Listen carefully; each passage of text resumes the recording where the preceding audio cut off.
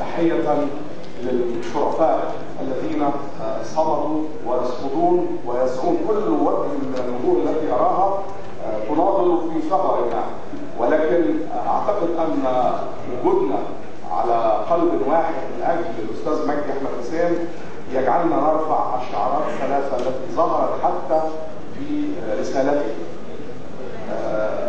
شعاره الأول وأنا معه أيضا، أنا بقول أطلقوا سراح وأفرجوا عن مجدي أحمد حسين.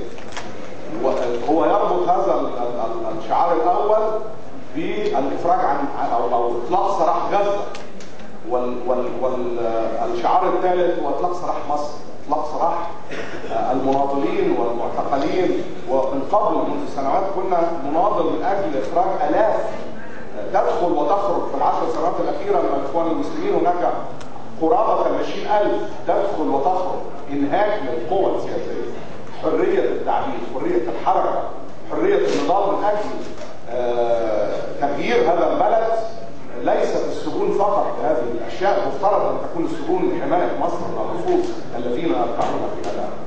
أقول أطلقوا سراح مانديلا مصر. ليس بطول الفترة نطلق لقب مانديلا، أن مانديلا نرقب فيه أمل الخروج وتحرير مصر، لأن الصفات التي تجعل الجميع يعطي الثقة في مانديلا تجعلنا نعطي الثقة لمجدي أحمد حسين. هذا الشرف النضالي، هذه الصلابة، هذا الاستعداد لأن يخرج من السجن ويخوض نفس النضال.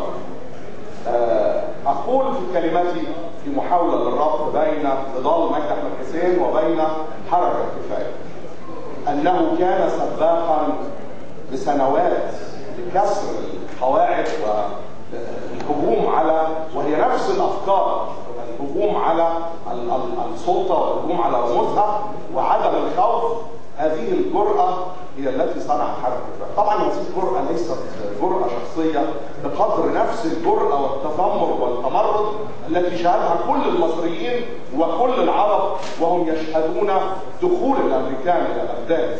هذه اللحظات البشعة، لأن ترقب في شاشاتك منظر دخول الاحتلال الأمريكي. قبلها في سنة 91 250,000 مقاتل أمريكي يحتلون الخليج للسيطرة على الغاز في قطر، ونتصور أنها معركة لحصار بغداد. لا يكن الأمر هكذا.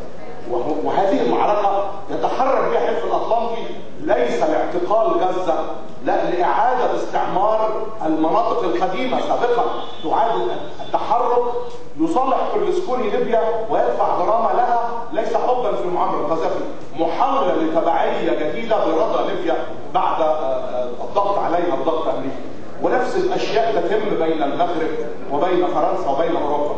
الأشياء تعود مرة أخرى، محاولة للضغط الأمريكي على العالم كي تعود عمليات العسكرة والاستعمار القديم بنفس الطريقة والبشعة التي حدثت في العراق. أقول هذا الكلام لأن المسألة لم تعد قضية وطنية، لكن أن مثلما قال فتحي رضوان لنا في لقائه مع أساتذة الجامعة، قال: ظللت طول عمري أحارب من أجل القضية الوطنية، وأعتبر أن الديمقراطية والحرية شيء مساعد وليس من ضمن قضايا النضال، حتى وجدت نفسي أمينا عاما للمنظمة العربية لحقوق الإنسان، واكتشفت أن قضية الحرية هي الوجه الآخر من قضية الوطن.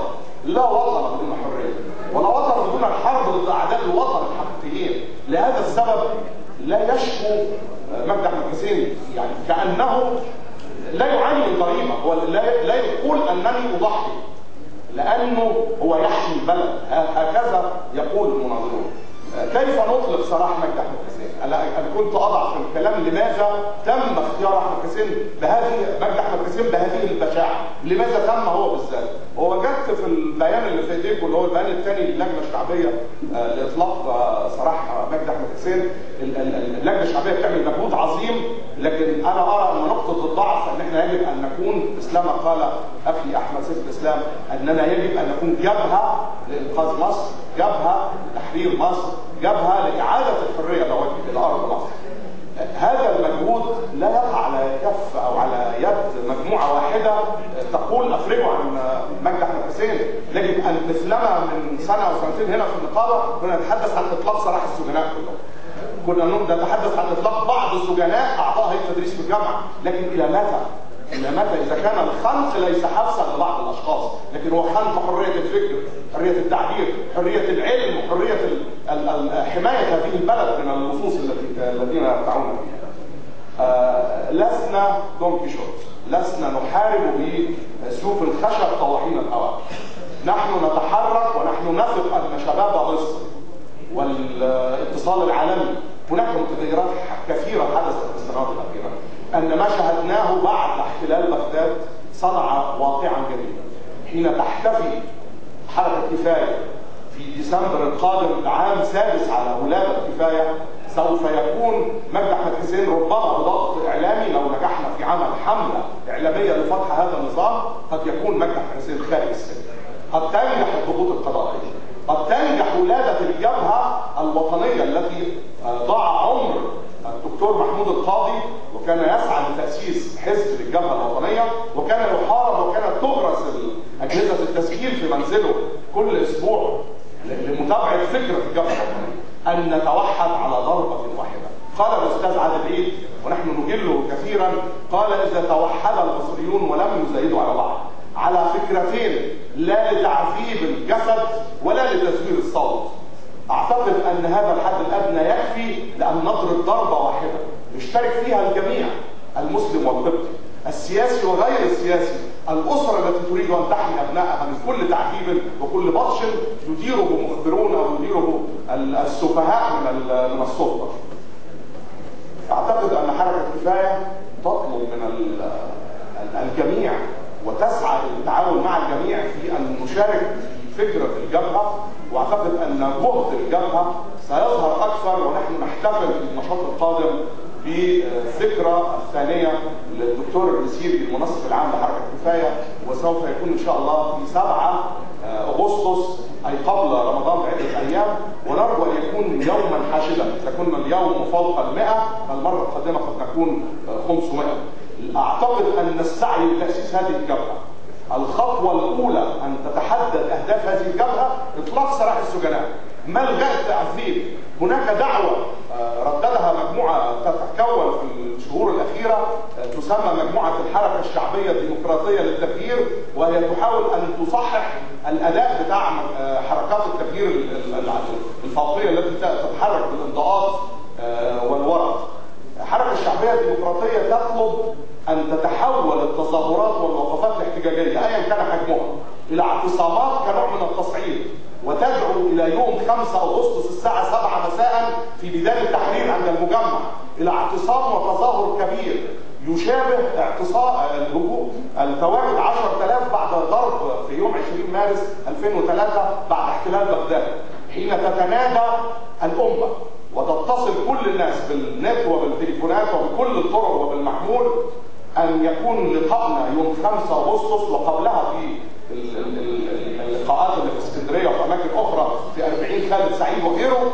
علينا أن نحول هذه الملاعبة واللعبة الحقيرة اللي هي عشرات من الآلاف من الجنود تحاصر مئات من المتظاهرين إلى وضع جديد. الوضع الجديد سيخرج فيه الشعب إلى نحدد أننا لا نريد إسقاط الحكم، لكننا نريد ألا يعذب أبناؤنا وألا تزور أصواتنا.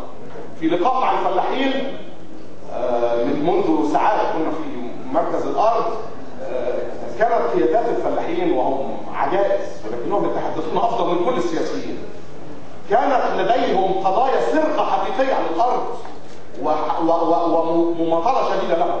قلت لهم أن موظفين مصر وعددهم 6-7 مليون بأسرهم يصلون إلى 30 مليون، وأن فلاحين مصر وهم يمثلوا نصف الشعب المصري مجموعة الفلاحين والموظفين هم أساس تزوير الانتخابات.